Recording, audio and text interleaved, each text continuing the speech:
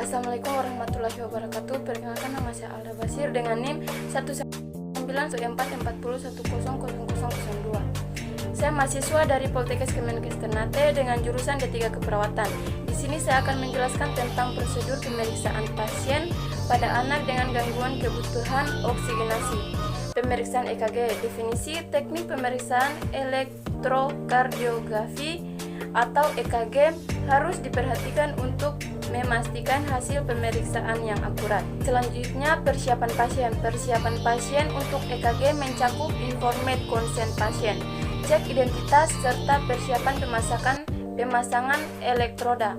Pemberian informasi konsen oleh pasien dilakukan jika pasien sadar. Sedangkan jika pasien tidak sadar, maka informasi konsen dilakukan oleh keluarga atau pengantar pasien. Selanjutnya, persiapan pemasangan elektroda. Pemeriksaan EKG membutuhkan kontak langsung antara elektrod dengan kulit dada, pergelangan tangan, dan pergelangan kaki. Yang pertama, membuka baju bra pada pasien wanita, sepatu, kaos kaki, sarung tangan, jam, gelang, dan aksesoris lain yang terbuat dari logam. Yang kedua, memastikan bagian yang akan ditempelkan elektroda bersih, bila perlu diusap dengan kasa basah atau alkohol. Yang ketiga, mencukur bulu dada pada pria dengan bulu dada yang lebat yang dapat mengganggu perlekatan elektroda. Selanjutnya, peralatan. Peralatan di sini yang pertama, mesin atau alat perekam, biasanya dilengkapi dengan layar untuk melihat pola aliran listrik sebelum direkam dan dicetak pada kertas. Yang kedua, 6 elektroda prekordial dan 4 elektroda ekstremitas. Yang ketiga, kabel penghubung elektroda dengan mesin. Yang keempat, gel untuk menempelkan elektroda pada kulit pasien. Yang kelima, kasa dan alkohol. Yang keenam, kertas EKG. Pada pemasangan elektroda perlu diperhatikan simbol yang tertulis pada kabel dan elektrodanya. Elektroda harus dipasangkan pada tempat yang tepat dengan kabel yang benar. Selanjutnya, posisi pasien.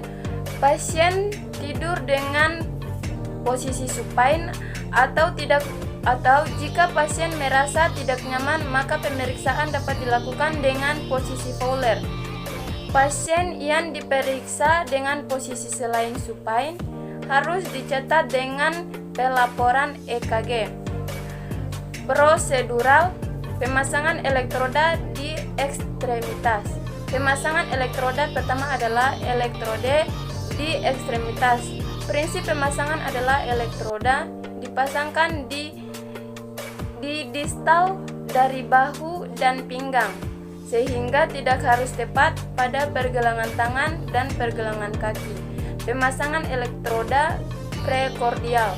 Pemasangan elektroda prekordial F4, F5, dan F6 pada pasien perempuan harus diletakkan di bawah payudara kiri, terutama jika jaringan payudara menutup letak anatomis.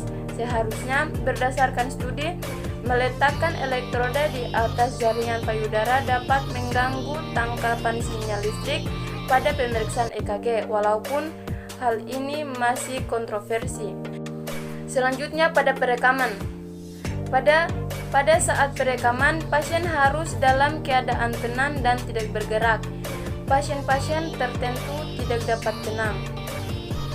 Pastikan pengaturan alat saat perekaman ada pada mode auto yang berjalan kecepatan 25 mm per detik dan 10 mm.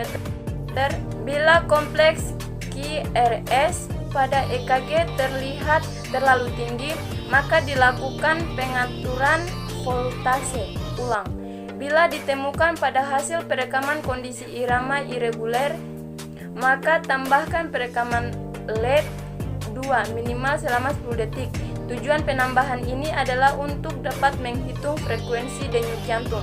Selanjutnya, masuk yang kedua, pengambilan sputum, spesimen darah vena dan arteri, kultural, dan sensitivitas sputum.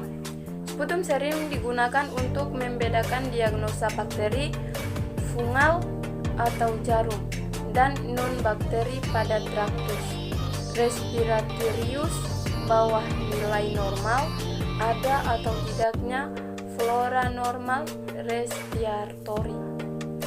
Masuk ke pengkajian awal. Yang pertama, sputum dikumpulkan sebelum dimulainya terapi antimikrobial. Yang kedua, jelaskan prosedur pada klien. Yang ketiga, spesimen paling pagi adalah lebih baik karena lebih kental. Yang keempat, klien sebaiknya menyikat gigi dan berkumur-kumur sebelum diambil sputum. Yang kelima, sputum harus berasal dari cabang bronkial. Yang keenam, ajarkan klien cara mengeluarkan sputum dengan tarik nafas dalam 3 kali, kemudian batuk efektif.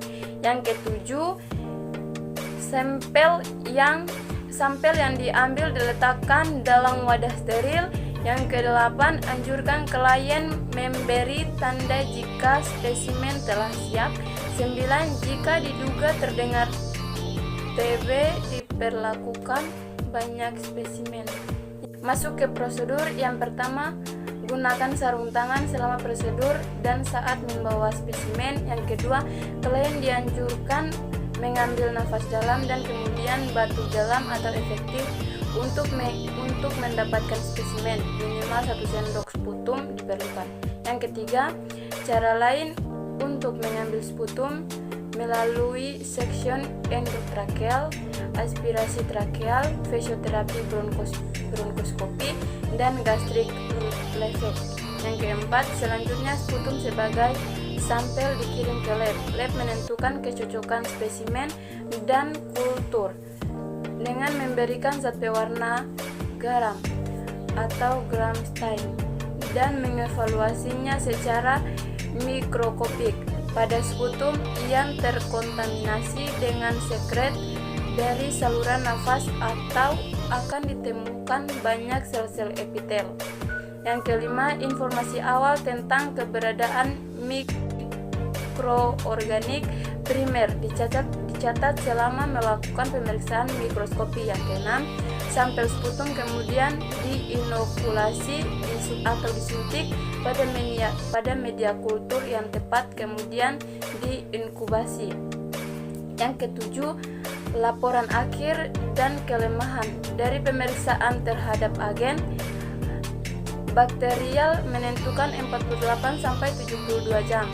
Sedangkan kultur fungsi memerlukan waktu selama 4 minggu dan kultur mikrobakteri untuk TB agen memakan waktu selama 6 minggu untuk laporan final atau akhir.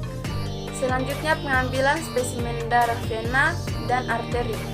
Teknik pengambilan spesimen darah tergantung pada kebutuhan, apakah dibutuhkan darah kapiler, arteri, atau vena, serta jumlah yang diperlukan. Tujuannya adalah untuk menganalisa kandungan komponen darah seperti sel darah merah, sel darah putih, angka leukosit, dan trombosit. Alat dan bahan: yang pertama, alkohol. Yang kedua, tourniquet.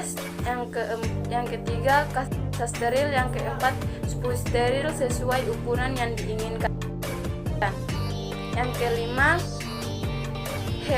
HEPA dengan perbandingan 1:1000. Yang keenam, wadah untuk. Selanjutnya, menyiapkan pasien untuk pemeriksaan ekokardiografi. Definisinya, ekokardiografi atau USG jantung adalah metode pemeriksaan yang menggunakan gelombang suara berfrekuensi tinggi untuk menangkap gambaran struktur organ jantung. Ekokardiografi biasanya dibantu dengan teknologi Doppler yang dapat mengukur kecepatan dan arah aliran darah. Masuk ke prosedur ekokardiografi. Yang pertama, transtorakik ekokardiogram atau TTE. Yang kedua, transesophageal atau TEE. Yang ketiga, efek samping masuk ke kekurangan mineral dan elektrolit. Gangguan elektrolit adalah kondisi ketika kadar elektrolit di dalam tubuh tidak seimbang, bisa terlalu tinggi atau terlalu rendah. Ketidakseimbangan kadar elektrolit ini dapat menimbulkan berbagai gejala, mulai dari mual, diare, hingga kram otot. Di dalam tubuh manusia terdapat berbagai jenis elektrolit, yaitu natrium, kalium, kalsium, magnesium, fosfat, dan fosfor. Elektrolit tersebut bisa didapatkan dari makanan, minuman, serta suplemen. Elektrolit dibutuhkan oleh tubuh untuk menjaga organ-organ di dalam tubuh agar berfungsi secara normal. Beberapa fungsi tubuh yang dipengaruhi elektrolit adalah irama jantung, kontraksi otot, dan fungsi otot. Selanjutnya, penyebab gangguan elektrolit.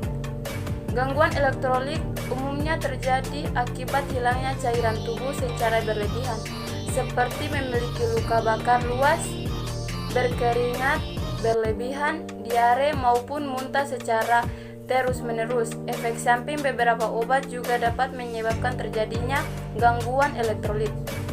Masuk ke faktor risiko gangguan elektrolit. Selanjutnya, gejala gangguan elektrolit. Berikut ini adalah gejala-gejala yang dapat timbul akibat ketidakseimbangan kadar elektrolit di dalam tubuh. Kedua, lemas. Ketiga, mual. Muntah. Kelima, diare. Keenam, sembelit. Ketujuh, detak jantung cepat. Kedelapan, kram otot. 9, sering buang air kecil. 10, kejang. 11, kesemutan. 12, mati rasa. 13, kram perut. 14, kebingungan. 15, mudah marah. Masuk ke komplikasi gangguan elektrolit. Gangguan elektrolit dapat menimbulkan beberapa komplikasi yang serius jika tidak segera ditangani. Beberapa komplikasi tersebut. Selanjutnya, pencegahan gangguan elektrolit. Gangguan elektrolit tidak dapat dicegah, namun Anda dapat mengurangi resiko terjadinya gangguan elektrolit dengan cara mengonsumsi minuman elektrolit atau oralit ketika mengalami diare atau muntah, menjaga tubuh tetap terhidrasi dengan minuman air putih yang cukup setiap hari. Masuk ke prosedur pemeriksaan pasien, diagnostik, dan laboratorium.